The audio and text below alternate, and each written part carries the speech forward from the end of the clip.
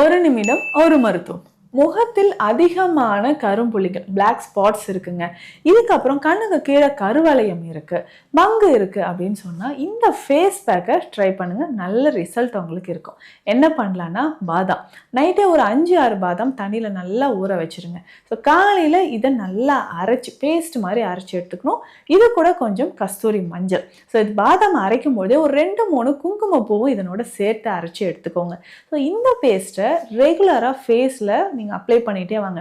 ஒரு 20-30 நாள் தொடர்ந்து செய்யும்பொழுது ஃபேஸ் வந்து நல்லா க்ளோவிங்காக இருக்கும். நிறைய பேருக்கு ட்ரை ஸ்கின் இருக்கும்.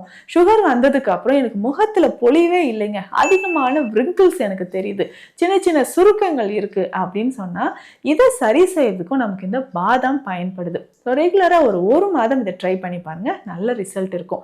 இரவு நேரத்தில் நீங்கள் தூங்குறதுக்கு முன்னாடி குங்குமாதி தைலம், ஸோ சித்த மருத்துவத்தில் உங்கள் ஃபேஸ் நல்லா பிரைட்டாக இருக்கணும்னா குங்குமாதி தைலம் ஒரு 1 வீக் குங்குமாதி தைலம் நைட்டில் நீங்கள் அப்ளை பண்ணும்போதே நல்ல ரிசல்ட் உங்களுக்கு தெரியும். ஸோ ரொம்ப சம்மரில் போயிட்டு வெளியில் அலைஞ்சிட்டே வர நல்ல டஸ்ட் எல்லாம் படுது அப்படின்னு சொன்னீங்கன்னா குங்குமாதி தைலம் போடும்போது ஃபேஸ் நல்லா க்ளோவிங்காக இருக்கிறத நீங்கள் உணர ஆரம்பிப்பீங்க.